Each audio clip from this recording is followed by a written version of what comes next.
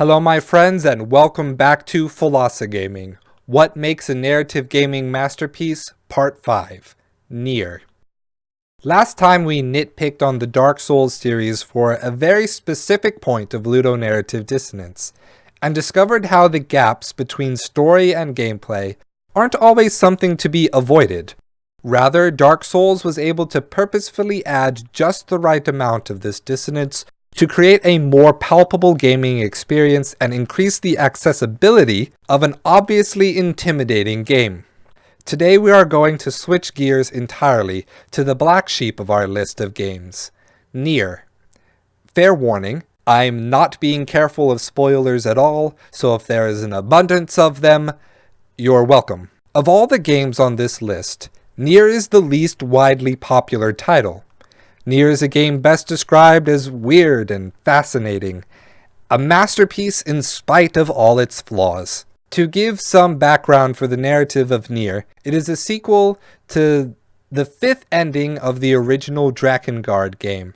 Originally meant as a joke, it eventually sparked this entire world. It was designed to be an RPG that would be fun and accessible to everyone, while still delivering on the deep, fantastical, and parable-like quality that serious role-playing games strive for, as well as keeping in touch with the Drakengard's aesthetic of making sure that the story was dark and didn't deliver the kind of happy endings that are so common in Japanese RPGs. As a result, Nier was a very experimental game for Square Enix.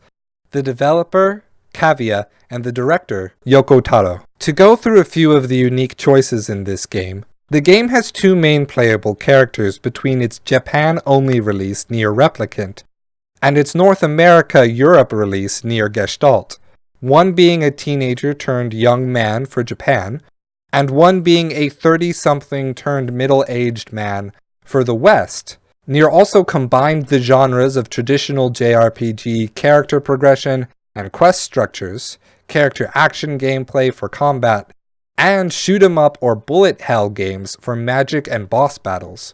It also has control-based puzzle sections, rail shooting, and a part that is purely just a wall of text that is followed by testing the player's memory and answering riddles. After spending a significant amount of time racking my brain, I was beginning to think that I put this game on the list mistakenly. I thought surely a game as weird as Nier would have plenty of ludonarrative dissonance to talk about. However, the more I thought about it, the only thing I could really come to were awkwardly animated double jumps, board drifting, and ridiculous distance on dodge rolls. But even when the game was annoying, monotonous and boring, or too easy to be engaging, all the good and bad points of gameplay painted a thematically accurate reflection of the game's narrative, the role of thought, memory, and language in subtly influencing personal and cultural perspectives, the role of law in the growth of society and its interaction with power, and the nature of obtaining knowledge as power, what it means to control that power, and what it means to be controlled by that power. All of Nier's mechanics, no matter how janky and disjointed, represent aspects of its narrative as parable. I will probably be talking about this more in depth in the future, but of all the games I have played, none have achieved Nier's level of ludonarrative resonance. And I think that is exactly the problem that Nier created for itself. Nier is thick. Too thick. Nier is easy to pick up and play, but difficult to understand.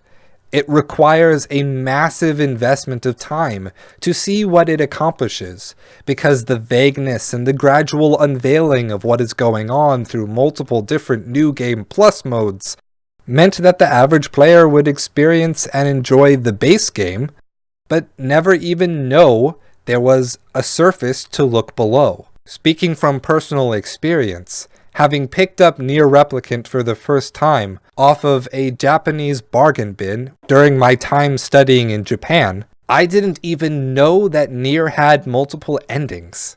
It was years after my first amazing experience with the game that I learned there was more to play after the first New Game Plus. Seeing this, Nier was destined to be a game of cult popularity that grew over time. As more people picked up the game, had a fascinating experience, but not much of a language for describing what made this weird RPG engaging, it had to travel through the grassroots process of word of mouth and game sharing.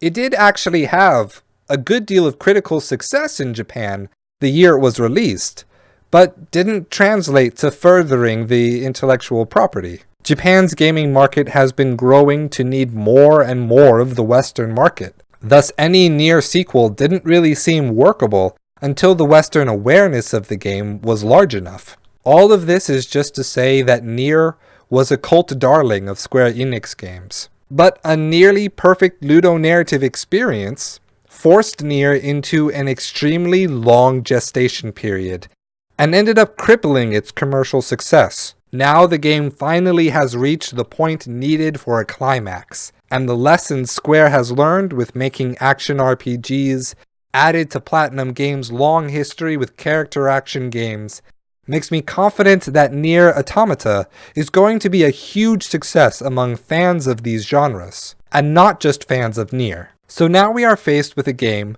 that seems to be the pure antithesis of our original hypothesis. Nier overcomes practically all ludonarrative dissonance to create a masterpiece, but its ludonarrative resonance ultimately hurt the game and its recognition as such. From here, I'm going to have to make an even bigger turn from these four games, where ludonarrative mechanics were front and center, to a game that doesn't really seem to care. So join me next time when I talk about ludonarrative dissonance in The Elder Scrolls Skyrim. Thank you for watching, and stay true.